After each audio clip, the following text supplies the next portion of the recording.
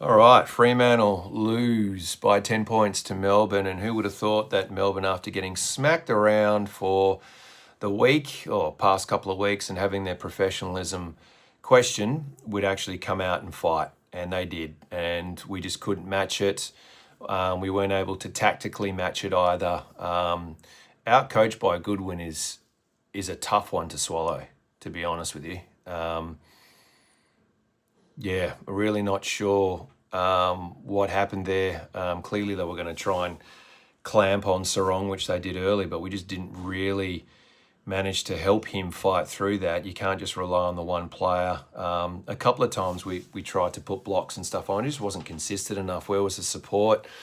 Andy Brayshaw, brilliant, single-handedly almost dragged us over the line and is just having an absolute blinder of a season. Jai Amos, who we debated midweek in the pod whether or not he should be dropped because of what was perceived to be a lack of form, showed today how crucial he is just by skill.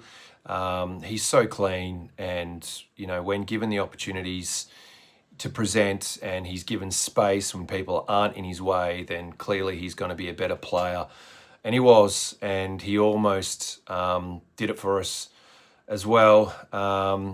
And Shea Bolton, again, fantastic. Would probably like his time again when we were pushing late and took on the guy on the mark and kicked it out in the full or whatever. But by that stage, it should never really come down to those moments. And I just thought we were beaten up around the ground too often early, and they gapped us early and sort of kept that until the last quarter.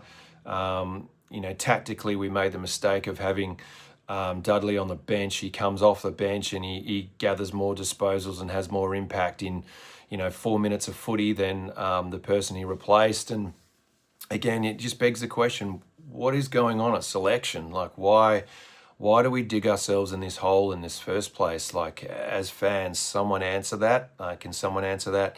Clearly, I'm uneducated in that space. I've got no idea. So someone please help us out as to why that is the case. And again, it just goes to show when your bottom 3 or 4 players aren't at their best, you get shown up. And it's exacerbated when your top end players are curtailed early, and that's unfortunately what happened. And Darcy will be better for the run, but geez, he got given a masterclass by Gawn today. He just wasn't fit enough to go with him. And the reality was we should have seen that coming a mile away. And the backup option, and Omac tried his best. He did, kicked a goal and competed as best as he can. But to expect someone to come in and ruck for the first time forward ruck and have significant time in the ruck, actually, when you've actually got someone like Reedy who, yeah, I understand that people are going to say, well, is he at AFL standard? Well, I reckon he could have at least helped nullify Gawn's impact, particularly late on when I thought Gawn pretty much won the game from defensively. So that was unfortunately something that worked against us.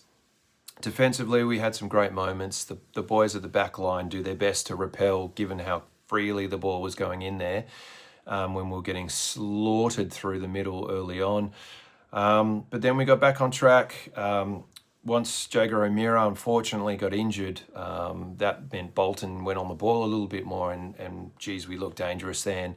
Then obviously Brayshaw and Sarong went to work, and we had a really good patch of footy. But unfortunately, it was just too little for the game. And credit to Melbourne for winning. So get around the guys. It is what it is. But this club, in order to be taken far more seriously in the competition, we need to win those type of games. We know that winning away from home is not easy. It's harder. Yes, the calls weren't necessarily going our way, but look at some of the calls that we also got that were pretty cheap. That helped us, so we were pretty lucky there. But we've got to win these games. And these other clubs that might see Fremantle as, blood in the water, we've got to sort of put our stamp on these type of games. And it was there for the taking. Melbourne were great, but we could have been better. And I know the boys will be better for it. So let's hope we make the right choices heading into the game this week. Get around the boys. They'll be smarting. They'll come back and bounce back. But it'll be interesting to see what happens this week for the Anzac Day match versus Adelaide, and whether or not we do choose to make necessary changes that make our team better, that make us more attacking.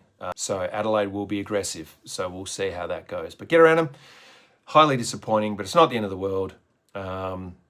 Doesn't derail the season, but damn, I'm disappointed. And most of you will be too. All right, let's go Freo.